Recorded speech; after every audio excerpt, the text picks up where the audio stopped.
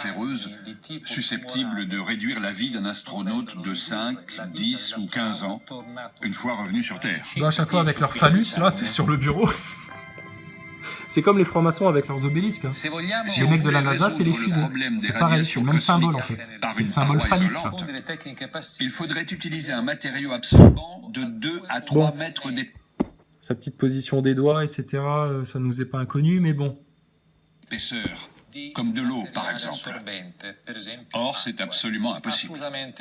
Ce serait beaucoup trop lourd pour un vaisseau spatial. Bah oui, et puis surtout, monsieur l'ingénieur hautement documenté, si tu mettais de l'eau dans ta paroi et que tu as du vide à côté, bah l'eau, elle se mettrait à bouillir. Donc, oui, on a eu l'idée de ça, mais bon, c'est pas possible et tout. Bah oui, mais c'est totalement incohérent surtout. Mais bon, vu qu'ils vous vendent ça tous les jours. Ouais, lui, c'est un franc-mac de haut degré, là, l'italien. T'inquiète. Hein. Oh, regarde, attends. Quand je te dis, il faut regarder les détails. Regardez les détails pour voir que les décorateurs de ce canular-là, en plus, se permettent de se foutre de votre gueule.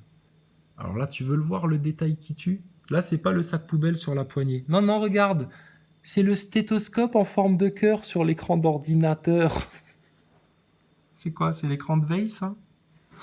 N'importe quoi. Trouver Charlie. C'est un jeu, en fait. Trouver Charlie dans la station spatiale. Les détails qui tuent. Les petits clins d'œil de ces fumées, là. Projet SR2S.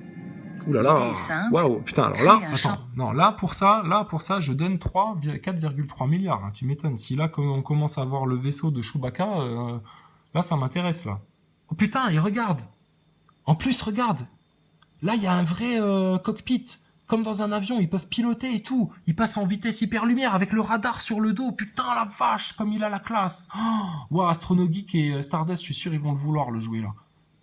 Donc, pour l'instant, il n'existe pas, hein, c'est que de l'image de synthèse, hein, comme tout le reste. Mais donc vas-y, et ça va fonctionner comment? Vous allez créer un champ magnétique autour de l'appareil pour faire quoi? Pour éviter les radiations? Mais juste sur la partie là, donc. Explique-nous ça. Magnétique autour du vaisseau pour dévier les rayons, comme le fait le bouclier magnétique terrestre. Bah dis donc, vous en avez des grands projets à la NASA, etc. Commencez déjà voir par trouver la solution pour décharger l'électricité statique dans votre vaisseau là. Commencez déjà voir pour trouver la solution pour le faire voler là dans l'espace, dans le vide, en le propulsant avec je sais pas quoi. Hein. Là, faudra nous expliquer aussi. Et puis surtout en faisant qu'il soit en totale autonomie. Hein. Le panneau solaire, l'oxygène, les sacs de flotte, mais on a une machine qui recycle le pipi, le caca. Mais tout ça, c'est un beau film et on est en train de vous vendre le projet Bluebeam, l'espace, le New Age, etc. Tout en même temps, regarde et tu globes tout ça. Ah ouais, ça marche bien, putain la vache. Ah ouais, l'idée simple. Complexe. Ah bah tu m'étonnes. L'idée que JFK avait lancée d'aller sur la Lune, elle était simple, hein, de leur dire, ah bon, d'accord, la NASA, Walt Disney, etc., la franc-maçonnerie, les Illuminati, tout le merdier, d'accord. Vas-y, je suis président, vos gueules, vous allez aller sur la Lune. Avant la fin de la décade, c'est clair? Ouah le bâtard. La semaine d'après, hop, discours sur... l'élite mondialiste, le grand complot international, etc. Tac, la semaine d'après, fumé, terminé. Ah, mais il était président, lui, attention. Hein. Pour réussir, il faut concevoir des aimants supraconducteurs, à la fois très puissants et très légers. Eh ben écoute, ça intéresse beaucoup de plateux qu'on parle de la supraconduction. Efficace à une température un peu au-dessus du zéro absolu. Au CERN, bon, ben là, ils vont commencer à expliquer les théories platistes à notre place. Hein. Le Centre européen pour la recherche nucléaire, Lucio Rossi et son équipe. Alors le CERN aussi, hein, c'est une sacrée boutique ce truc-là. Hein. Le 666 son logo, la statue de Shiva dans la cour d'école, des conférences de presse où tu as des porte-paroles du CERN qui te disent qu'ils jouent avec les dimensions et puis qu'il y a d'autres réalités qui apparaissent sur le site même du CERN et qu'elles te montrent des diapositives ou en flouté comme ça, tu vois d'autres bâtiments à côté des bâtiments existants, enfin des trucs, tu te dis mais attends, c'est surréaliste en fait ce qu'ils sont en train de nous raconter au CERN. Et ils cherchent quoi au CERN? À ouvrir des portails, hein, c'est tout, hein, terminé. Hein. Et puis alors, ils font des études poussées sur... viennent peut-être de trouver le matériau idéal, le diborure de magnésium. Allez, on va dépouiller l'Afrique pour trouver du diborure de magnésium. La contenu de ce petit brin, ou parfois ils sont en forme de ruban, dans ce cas c'est un brin, mais et la superconductivité dans ce cas c'est du magnésium diborite. Donc cet matériau, il a l'avantage que c'est un matériau très léger, c'est à base de magnésium. Magnésium c'est léger. Je fais une petite parenthèse, parce que vous voyez, il explique, c'est, tu vois, avec des matériaux, voilà, des métaux, etc. Vous savez, dans Babylone, Sumer, etc., ils avaient déjà compris comme ça des histoires de conductivité, d'électricité. La pile de Bagdad, ils mettaient une couche de tel métal, avec tel minerai, avec tel machin, etc., et puis ils gardaient comme ça de l'électricité. Donc c'est connu depuis très très longtemps. Hein. Donc toutes ces technologies-là, etc., comment apprendre ça et tout, mais d'où c'est venu ça? C'est les déchus qui ont amené les hommes vers ces voies-là. Et regarde où tout ça nous a menés. Où tout ça nous a menés. Un monde hyper complexifié, oh là là, avec des tuyaux partout, oh là là. Tout ça pour faire quoi? Pour un gros canular, en fait, au final. Mais si, un gros canular. Ne recommence pas à te laisser piéger par la forme et par les apparences et par l'emballage de tout ça. Et c'est un matériau qui est en température supérieure à l'hélium liquide. Et donc, ce matériau, il est un des mieux placés pour faire un aimant que dans l'espace, il peut protéger les astronautes. Bah oui, mais monsieur, ils s'en sortent très bien jusque maintenant sans votre matériau qui a l'air super bien. Hein. L'idée, le concept et tout, classe. On peut peut-être faire des trucs vachement sympas avec ça. D'ailleurs, ça valait le coup d'investir dans une grosse usine, un gros laboratoire avec plein de gros tuyaux partout, etc. pour développer ce matériau-là, bien sûr. Mais regardez, ils s'en sortent parfaitement bien pour le moment. Avec leur radiation, regardez, ils sont au-dessus d'une boule de bowling qui tourne lentement, à 28 000 km/h pendant que la Terre tourne à 1600 et puis qu'ils sont à 400 km d'altitude, mais qu'ils arrivent à voir tout comme une grosse boule de bowling.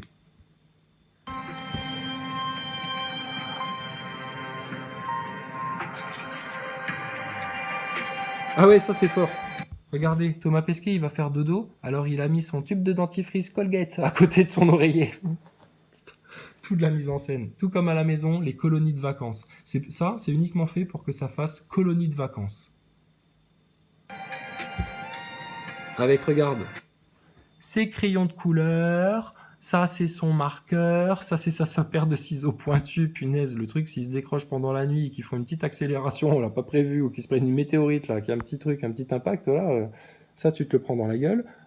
Ta montre pour savoir l'heure qu'il est. Vous n'êtes pas foutu d'avoir des Apple Watch ou des trucs pour vous dire aussi à quelle heure tu peux regarder par le hublot sans te faire irradier par le rayonnement solaire, mais c'est pas grave, toi tu ouvres l'obturateur pour voir s'il fait jour ou s'il fait nuit. Les radiations, on se protège évidemment, la station elle est blindée contre... Oh. Les radiations, bon bah on se protège. Tu fais quoi? Tu mets de la crème solaire avant d'aller te coucher, connard? Putain, mais sérieux? Tu fais quoi pour te protéger? Tu mets une capote avant de t'endormir? Tu te protèges, c'est ça? Putain, mais sérieux? Contre les radiations? Et puis de toute façon, même si tu te protégeais pas, mais faudrait que t'expliques comment tu t'en protèges, toi, des radiations. Hein? Tu vas faire un petit peu de prévention dans les écoles primaires et... Non, le fais pas, non, touchez pas aux gosses, là, maintenant, terminé. Éloignez-vous de nos enfants, là. Vous plaisantez ou quoi?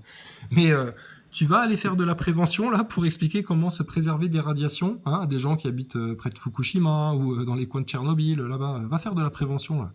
Qu'est-ce qu'il faut faire? Et de toute façon, la station, elle est blindée. Bon, bah écoute, elle est blindée, et puis voilà, hein. Tellement bien blindé que quand vous vous prenez une petite caillasse dans la gueule et par le hublot, ben, dis donc, ça fait un bel impact. Hein. Ça doit chauffer, là, au niveau énergétique. On comprend que ce soit un peu noir, hein, parce que dis donc, ça doit brûler, là. Hein. C'est bien fait, ça. Hein. Et putain, sur la carlingue... Oh.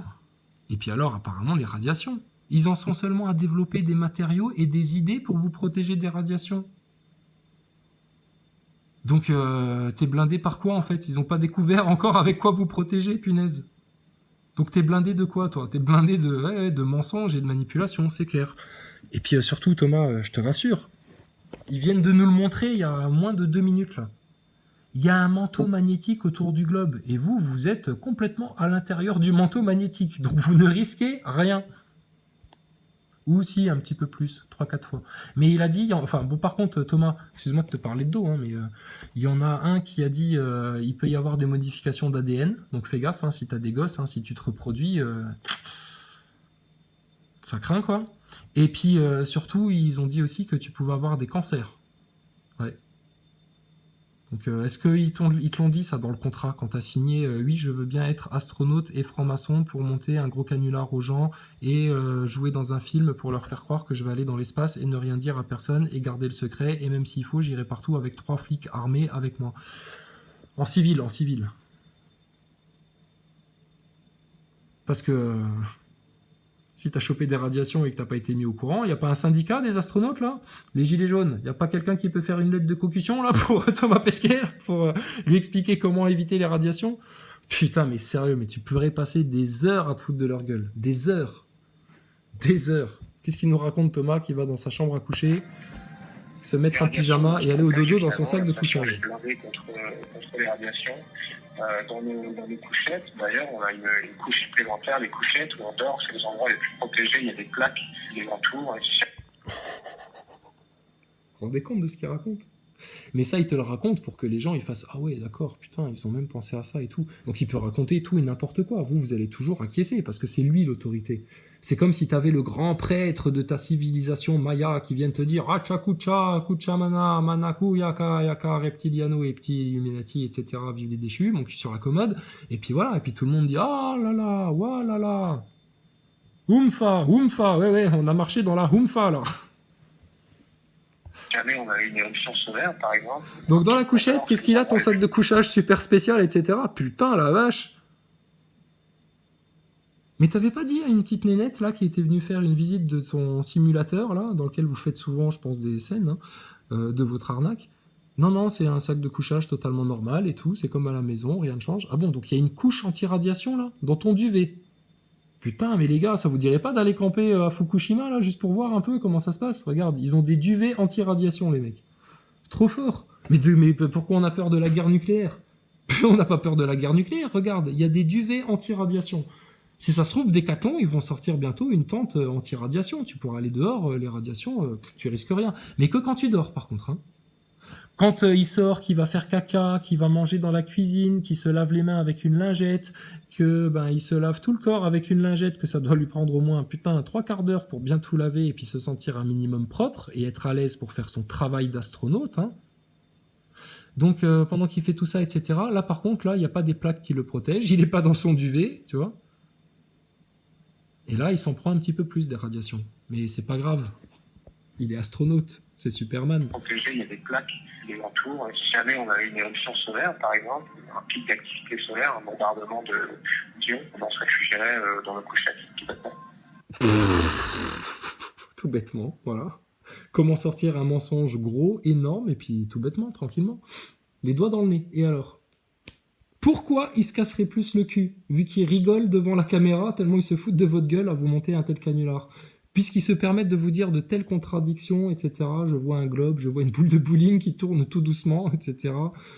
Putain, qu'est-ce qui se casserait plus le cul de ça? Tu lui parles de radiation, il te raconte un bobard, tu sais, il fait son Maxime Nicole, il fait son Éric Drouet, il fait son Branco, il fait son Rodriguez, et puis il te dit, oui, dans mon duvet, t'inquiète, c'est anti-radiation, donc par contre, attention, quand même, parce que c'est l'aventure, hein, il faut qu'il te vende la sauce, hein, toujours qu'il te rassure, mais en même temps qu'il t'inquiète. Hein, il t'inquiète, il te rassure, tu vois, il t'inquiète, il te rassure, il te rassure, il t'inquiète, il te rassure, tu vois, pour te garder dans la manipulation.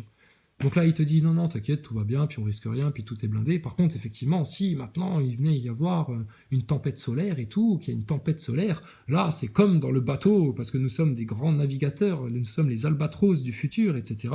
Et là, on irait se réfugier dans nos couchettes. Ouh, maman, il y a des radiations avec mon doudou, et puis ma brosse à dents et mon tube de Colgate. Vite, je vais sous ma couette pour me protéger des radiations. Ça pique. Aïe, j'en ai senti une dans le cul. Merde, j'avais mal fermé la fermeture éclair. Aïe. Ouh, ça pique les radiations. Putain, mais franchement. Qu'est-ce qu'on a vendu aux pauvres humains, là, aux pauvres gens, aux pauvres Français, à leur faire peur tout le temps, à les inquiéter pour des trucs qui n'existent pas, On a gravi, on a fait des grandes montagnes de pommes de pin, là, putain, avec rien, un canular. Aujourd'hui, Un astronaute de l'ISS reçoit par jour 60% de radiation en plus. Putain, c'est pas rien, hein. Que quoi? Qu'une personne au niveau de la mer en un an. Mais... Ah bah, dis donc, hein. En un an. Ouh là là, 60% en plus. Thomas, ils te l'ont dit, ça, dans le contrat? Porte plainte. Porte plainte. Et puis porte plainte aussi pour de telles images fallacieuses. Mais qu'est-ce que c'est que cette L'astronaute de arnaque? l'ISS reçoit par jour 60% de radiation en plus qu'une personne au niveau de la mer en un an. Bah, il vient de nous dire qu'il n'y avait rien à craindre. Et puis qu'en plus, quand ça piquait un petit peu trop, il allait se mettre dans son sac de couchage. Mais apparemment, sur les bras et dans la tête, il en prend plein, hein. C'est peut-être pour ça qu'il a l'air aussi bête, Thomas Pesquet. Mais il s'en prend plein des radiations, là. Il s'en prend ou il s'en prend pas? C'est blindé ou c'est pas blindé, alors, la station? Il développe des matériaux pour protéger les astronautes ou il y a déjà des matériaux qui les protègent vu que c'est blindé? Oui, ils ont pas encore découvert, les matériaux et les solutions. On comprend plus rien, là, votre truc, hein. On a l'impression d'être devant une vidéo d'Ernesto, là. Ernesto 2.0, tu m'étonnes. Mais cette Vous êtes les quantité de connards du radiation futur, est les jugée connards du bénigne. futur, là. Toutes vos traces de menteurs et de manipulateurs. Waouh! Les T'as vu ça? radiations reçues lors d'un voyage Il y avait là... Ah, regarde, c'est la comète de Halley, là. Putain la vache! Waouh! Waouh! Elle est belle, l'attraction, hein. On se croirait vraiment à Disneyland, hein. T'as vu, hein? C'est merveilleux, l'espace. C'est un magnifique mensonge. Les radiations reçues lors d'un voyage vers Mars sont aujourd'hui considérées comme l'un des principaux problèmes d'une telle mission. Mais il en est un autre, encore plus préoccupant. Car si le sommeil de Oh Thomas là là, mais attends, mais parce que là, nous, on va de mal en pis, là. Donc, il y a plein de problèmes, il n'y a que des problèmes. Et vous avez aucune solution contre ces problèmes-là, mais tout va bien. Malgré tout. Alors que c'est extrêmement risqué, et puis que le moindre petit truc qui va pas, c'est dramatique. Ouh là là. Et donc, on a eu les petites comètes d'1 centimètre, on a eu les petites radiations qui piquent bien le cul aussi, et puis là, il y a un truc encore pire que ça. Qu'est-ce que c'est? est peuplé d'explorations futures, celui des ingénieurs est parcouru de cauchemars quand il s'agit d'envisager un atterrissage sur Mars. Présentez-nous ces ingénieurs, s'il vous plaît, qui ont pour cauchemar de comment faire allunir un module sur la Lune. Parce qu'on a une discussion à avoir avec eux, là, sur des effets physiques assez simples, hein. Comment vous propulsez l'engin dans le vide? Comment vous faites pour que l'engin atterrisse sur une surface sableuse, plutôt argileuse, j'ai envie de te dire, très sèche, hein, très sèche, sans déplacer un seul grain de poussière? Ah ben, on l'a vu sur les photos, monsieur, donc faut nous expliquer ce qui se passe, là. Donc, c'est votre pire cauchemar, c'est ça? Bah, je croyais que c'était la ceinture de Van Allen. Ah, vous saviez pas pour la ceinture de Van Allen? Tu sais, tu vas voir un ingénieur de la NASA, il te dit « Ah, la ceinture de Van Allen? Ah non, je sais pas, j'ai jamais entendu parler. » C'est comme quand tu vas voir un journaliste d'un petit média local, tu sais, d'un petit journal à la con, là, et puis que tu lui dis « Au fait, affaire Epstein, on pourrait en parler. » Ah, quoi? C'est quoi ça? Ça existe? D'où ça sort? Qu'est-ce que c'est? Je connais pas, j'ai jamais vu. Mais t'as pas Internet chez toi, couillon? Punaise. Donc là, maintenant, c'est quoi? Comment atterrir sur Mars? Ah bon, ça y est, on retourne sur Mars, là. Alors là, on vient de se manger 3 quarts d'heure de bobard plein pot, là, plein pot. Et là, maintenant, il faut que tu te rappelles que ton objectif, c'est Mars, petit Français. Tu dois bosser pour payer la dette des Rothschild et pour payer ceux qui veulent aller sur Mars, putain, connard. Puis si t'es pas content, par la tignasse de tes cheveux, on va t'amener vers la guerre civile, vers l'Holocauste de la 3e Guerre mondiale, et puis tu fermeras bien ta bouche, petit Français. Mais non! Sortez des pièges, des mensonges, des manipulations, dénoncez-les. Commencez par vos acteurs de crise, putain, c'est le premier truc, ça. C'est le truc pour débutants. T'as des acteurs de crise en face de toi, mais affiche-les, défonce-les, demande-leur des comptes. Non, non, pas au point. Faut pas les faire saigner, ces mecs-là. Faut les faire parler. Faut les faire parler. À ce jour, Mars est le cimetière d'une mission sur 3.